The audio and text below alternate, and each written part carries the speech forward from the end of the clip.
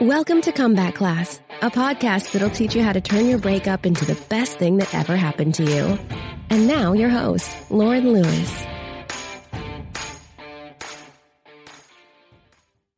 Welcome back. Welcome back to Comeback Class. I am so excited to have you here, and I am so excited to be bringing you some new content that I think you're really going to love and that I hope is helpful for you.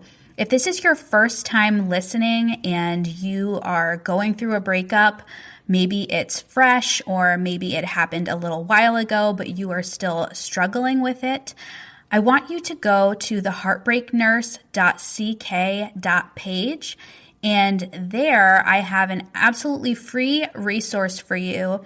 It is my free cheat sheet, which includes the 7 things you can do right now to start feeling better. So go get that if you haven't already. It's the heartbreaknurse.ck.page. Since it's been a little while since we've hung out, I thought that this first episode back, we would simply just get back to basics and talk about how to get over a breakup.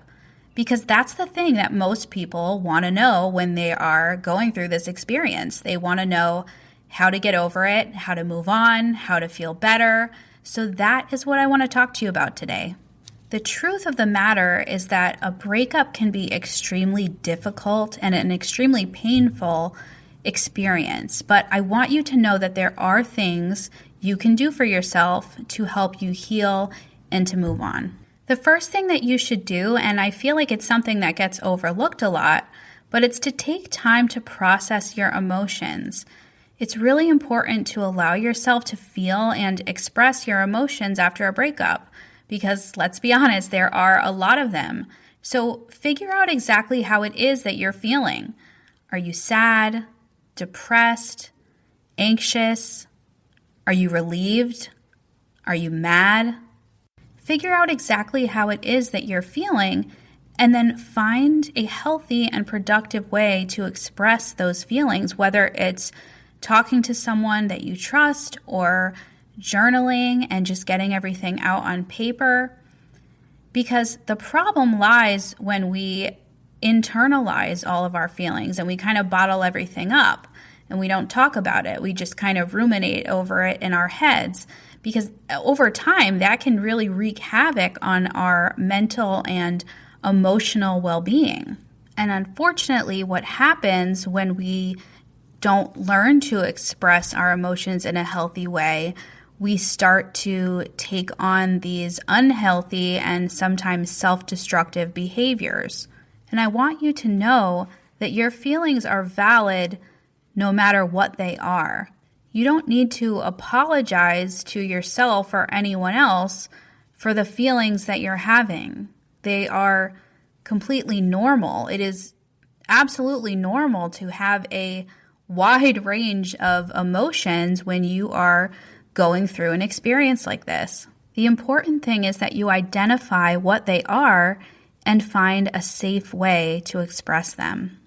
The second thing that you should do is to cut off contact with your ex or with your previous partner.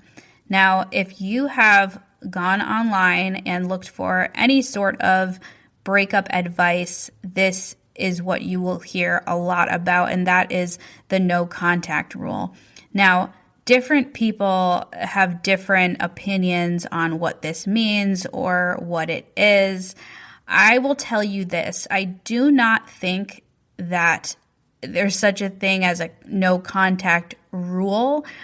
Some people will try to say things like, oh, no contact rule, 30 days, and then blah, blah, blah, blah, blah, your ex comes running back and everything is cupcakes and rainbows.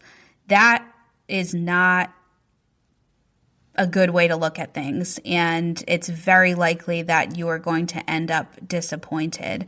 So anytime someone says that there is some kind of hard and fast rule, it's kind of like a get-rich-quick scheme. Like they don't exist. That's why you need to do these things like process your emotions and work on your personal growth, because there's no trick in any secret book somewhere that is going to help you get your ex back if that is what you're after. Now, when I talk about the no contact rule, I'm talking about completely stopping contact with this person for you. You're not doing it to punish them, be mean to them, be spiteful. You are doing it so that you can take the time and the space to do what you need to do for yourself. To me, that is what no contact means, and that's what it's for. Now, as you can imagine, doing something like this is not easy. It's incredibly difficult. When you are used to talking to someone every single day, sometimes multiple times a day, it's very hard to just go cold turkey and stop talking to this person.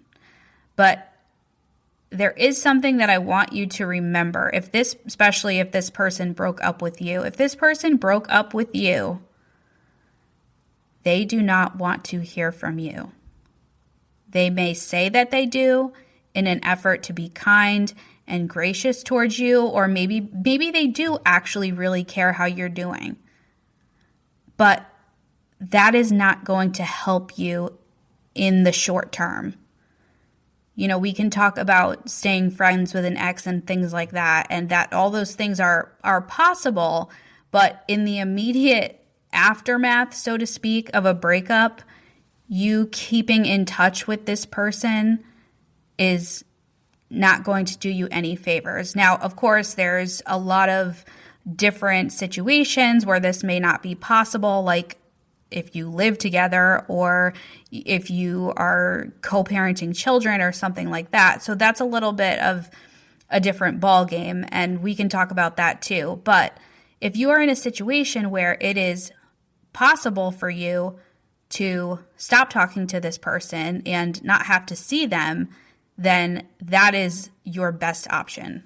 There are a lot of people out there who will say, oh, I just can't do that. I can't do that.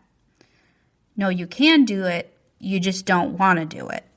Even if you are hoping for some kind of reconciliation down the line, that is not going to be possible if you are in constant contact with this person. You need to take time and you need to take space away from each other to really figure out yourselves and figure out what wasn't working in the relationship. Because if you jump right back into it, you're going to end up having the same problems and end up in the same situation. So regardless of whether or not it's done forever, or, you know, maybe we'll talk about getting back together in the future or something like that, either way, the best thing you can do during this time is just to focus on yourself and leave them alone. Number 3 is to lean on friends and family during this time. You should be surrounding yourself with supportive people who can listen to you and offer you comfort and encouragement. Now, obviously, you want to be respectful of this relationship and not talk about your problems and your breakup, you know, every single time that you see these people, because it will get old. But people who really care about you and want the best for you will be there for you when you need it. And the thing to remember is to also be there for those people when they are going through hard times, because it goes both ways, right? There's little that will make you appreciate the good people in your life more than when you are really going through some emotional turmoil and they are there just to listen. Like that is one of the best things that you can do for someone, and it really shows a lot about a person's character. So if you have these people in your life, you are very, very lucky, and I'm sure that they are more than willing to be a support person for you during this time. Just remember to return the favor should it ever be needed. The next thing is to engage in self-care.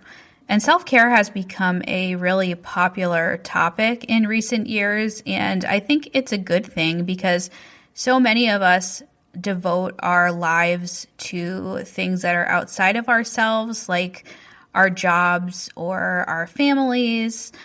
And it's really important to also take the time to take care of yourself. And there's a lot of different ways that you can do that. But when it comes to breakup self-care, you really want to take care of yourself both emotionally and physically, because the two kind of go hand in hand. Well, they do go hand in hand. So this can include things like exercising, eating well, getting enough sleep, and just finding healthy ways to cope with your emotions. Now, I'm not saying you should start some extreme diet or start working out like a fiend. I mean, unless that's something that you really want to do. Why, I don't know. But there's this whole thing about like having a revenge body and looking really good so that the person that broke up with you will be sad and jealous and upset about it. And I really just think that's so stupid, honestly. If you're going to do something like that, if you really want to get into shape and get fit and look really good, I want you to do that for yourself. You don't need to do that for someone that didn't want to be with you in an effort to make them want to be with you or to make them feel bad about not being with you. It's just not even worth it. So if you're determined to really get into shape and look amazing, do it for yourself. It's so much more worth it. Now, for some of us, taking care of ourselves physically is not going to look anywhere near that. For some people, it's going to be just getting out of the house and going for a walk, and that is your physical self-care for the day. And that is totally fine. Totally fine. The point is that you are taking some kind of action that aids your physical wellness and your emotional well-being. Number 5 is to seek professional help. And I want you to understand that no matter how small or insignificant you think that your problems are compared to all the problems or issues going on in the world, there is not a therapist out there, a good therapist, that is going to say, oh, your problems aren't big enough, I can't work with you, or, oh, it was just a breakup, like, you'll be fine, get over it. Honestly, it is such a helpful thing to be able to talk to someone who is not directly related to your situation, who can look at things from a different perspective, from the outside in, without any biases, and just be able to listen to everything that you're saying and to help you understand everything that you're feeling. So this goes along with processing your emotions and engaging in self-care. So it's not something that is as taboo, I guess, as it used to be, because so many people go to therapy now, but it's such an important thing. As much as we emphasize focusing on our physical wellness, we also need to focus on our mental and emotional wellness, because the truth is that they all go together. So when you're improving one of those aspects of your life, you're going to improve the others as well. These people are trained to help you manage your issues and help you deal with the things that you're struggling with. So why not take advantage of that? If you have the ability to do so, I highly, highly encourage you to go to therapy and get some support, especially while you are dealing with some of these really heavy emotions. Number 6 is to find new hobbies or activities. And this sounds very generic and kind of like, oh yeah, okay, I'll just go get a new hobby and I'll be fine. But the truth is that when you find something new that you're interested in, or maybe something old that you just haven't really done in a while, it can kind of light a spark in you and get you excited again for something, which sometimes that's really what we need, is just to be excited about something. So regardless of what it is, or whether it's an old hobby or it's a new hobby, when you find something to preoccupy your time, it will give your brain the ability to relax a little bit and not think so much about the pain and all of the emotions that you're feeling. You're expressing those emotions, but you also need to have time where you're not constantly thinking about those things. You need to be able to relax and to be able to focus on something else. And you don't need to try to take on 100 different hobbies at once. Just start with one thing. Like if you were to ask yourself, what's one thing I always wanted to try, but I never did? Like, for example, knitting. I always wanted to learn how to knit. I never did it. I would love to still learn how to do it, but I'm doing 40,000 other things right now. But if I were in this situation, that might be something that I would try to do, because it's something that's going to stimulate my brain and it's going to preoccupy me, and it's also creative. So if you can find something like that, it will be super, super helpful for you, just to be able to have something else to focus on and to be able to have something else to look forward to. Now, I'm already introverted, so it probably would be more beneficial for me to do something like join a kickball club or something like that. But do something that works for you. And if it's something that allows you to be social, then even better.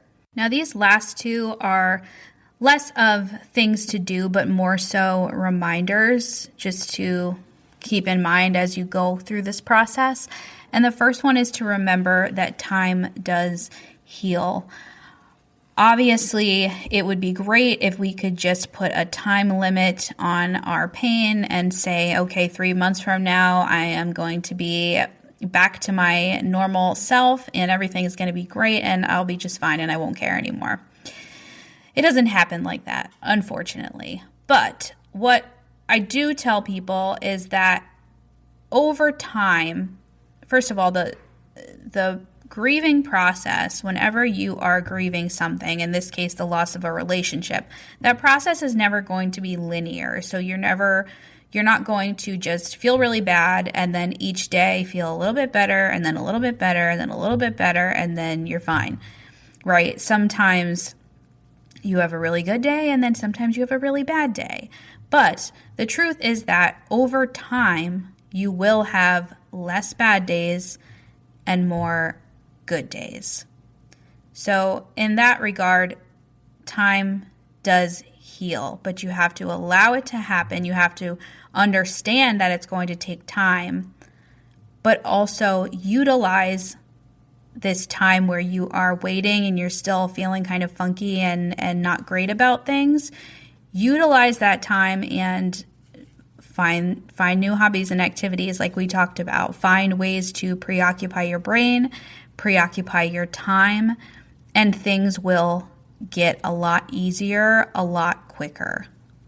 My final piece of advice and the last reminder is do not rush into a new relationship.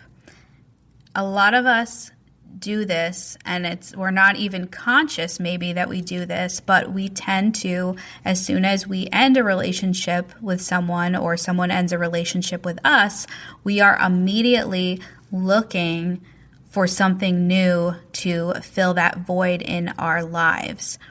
Now, the problem when you do that is you are not taking the time to work on yourself. And people may say, well, who cares? Do I really need to work on myself? Like, I'm fine.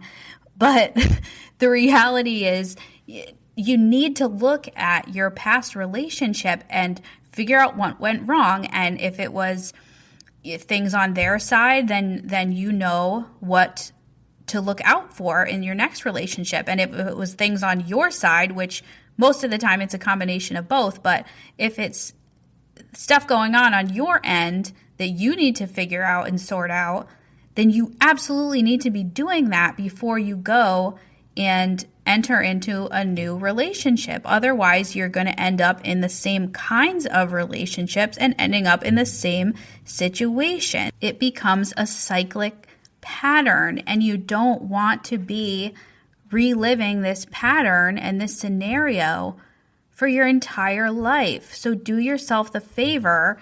And if you're going through something that's really hard, if you're going through a breakup that's really difficult, give yourself some time to heal before you go ahead and try to find somebody else.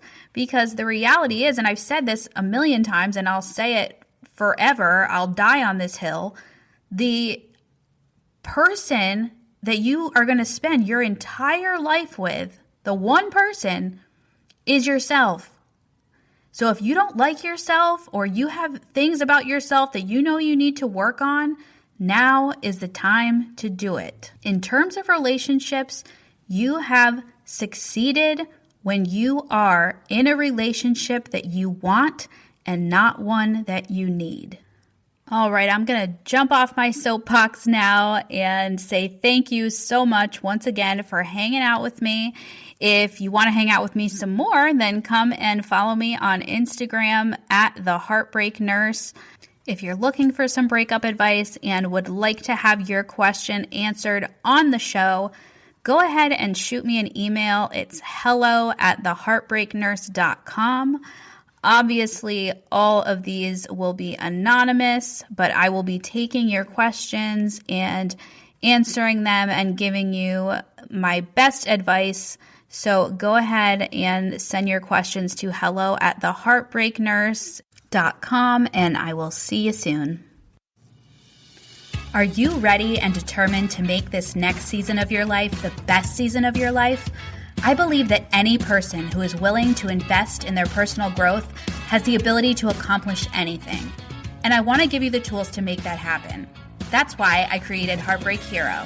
It's my premier program designed to help high-value people just like you heal from their breakup, discover who they truly are, and find their ideal partner. Visit theheartbreaknurse.com to sign up now and get ready to make your comeback.